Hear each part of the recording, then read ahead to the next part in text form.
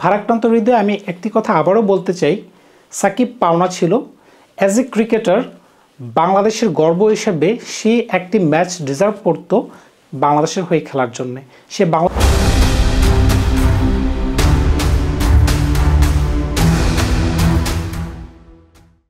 তুষের ঘরে যখন আগুন লাগে তখন কিন্তু আর কিছুই বেঁচে থাকে না। ঠিক সাকিবের কপালে যখন আগুন লেগে গেল, বলছে তার ক্যারিয়ারের কথা, তার সম্পূর্ণ ক্যারিয়ারটি যেন ধ্বংস হয়ে গেল। এত বর্ণিল ক্যারিয়ার, তিনি তার জীবনের শেষ সমাপ্তিটা, ক্রিকেটিং জার্নির কথা বলতেছি, সুন্দর সমাপ্তি তিনি করতে পারলেন না। তিনি দেশের মাটিতে শেষ টেস্টটি খেলতে চাইলেন, সেটা তিনি পারলেন না। তিনি চ্যাম্পিয়ন্স ট্রফিতে খেলতে চাইলেন, সেটাও তিনি পারছেন না। কারণ কি? কারণটা হচ্ছে তিনি যে ইংলিশ কাউন্টি খেলতে গিয়েছিলেন, সেখানে যে বোলিং অ্যাকশনের বিরুদ্ধে তার যে একটি নিষেধাজ্ঞা হয়েছিল, সেটির পরীক্ষা দিতে গিয়েছিলেন চেন্নাইতে। আজকে সেটির রেজাল্ট চলে আসলো, তিনি পরীক্ষায় উত্তীর্ণ হতে পারেনি। সেই পরীক্ষাতে তিনি যখন উত্তীর্ণ হতে পারলেন না, তার মানে তার জীবনের একটি অধ্যায় পুরোপুরি সমাপ্ত হয়ে গেল।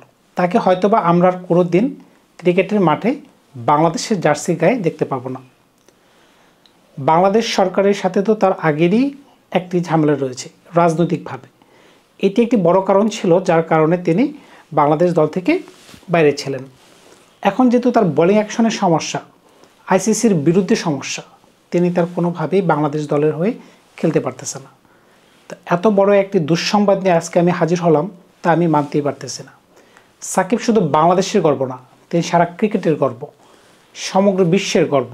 সাকিবের মতো একজন অলরাউন্ডার যে সকল দল পেয়েছে, তারা সবসময় রাজত্ব করে গেছে, সেটা পেস বোলিং অলরাউন্ডার হোক কিংবা স্পিন বোলার অলরাউন্ডার হোক।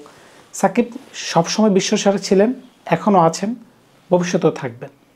অতীত কোনো সময় মুছা যায় না, অতীতকে নিয়েই আপনাকে সামনে চলে যেতে হয়। তা এখন কথা হচ্ছে, এত বড় একজন মহারথীর বিদায় এমনভাবে হবে, সেটা আমি কখনোই চিন্তা করিনি। আজকে যেখানে একটি মিটিং ছিল সিলেটে, সেখানে তামিমের সাথে বিসিবির একটি মিটিং হয়। আমি আশা করেছিলাম যে তামিমের সাথে হয়তোবা সাকিবকেও দেখা যেতে পারে, কিন্তু একটি নক্ষত্রের কিন্তু সমাপ্তি দেখা যাচ্ছে। মনে হচ্ছে না তামিমেরও কোনো ভালো যাত্রা হবে, কারণ আজকের মিটিংয়ের কিন্তু কোনো রেজাল্ট কিন্তু আমরা জানতে পারিনি। তো সাকিবকে যেভাবে আমরা দেখতে পারিনি, মনে হচ্ছে যে তামিমকেও আমরা দেখতে পারবো না। তো এখন আর ভবিষ্যতের কথা অগ্রিম বলা যাচ্ছে না। তো আমার যদি ধারণা হচ্ছে সাকিবের মতো তামিমেরই নিঃসঙ্গ বিদায় হবে। সে ডিজার্ভ করতো বাংলাদেশের জার্সি গায়ে দিয়ে তার চিরাচরিত রূপে সে আবারও একটিবার মাঠে খেলার জন্য। চ্যাম্পিয়ন্স ট্রফিটি ছিল তার জন্য একটি সবচেয়ে মুখ্য একটি আসর, কিন্তু ভাগ্যের নির্মম পরিহাস, সেটি আর হয়ে উঠল না। মনে হচ্ছে না অদূর ভবিষ্যতে তাকে আর কোনো বড় পর্যায়ে বাংলাদেশের কোনো খেলায় তাকে দেখা যাবে।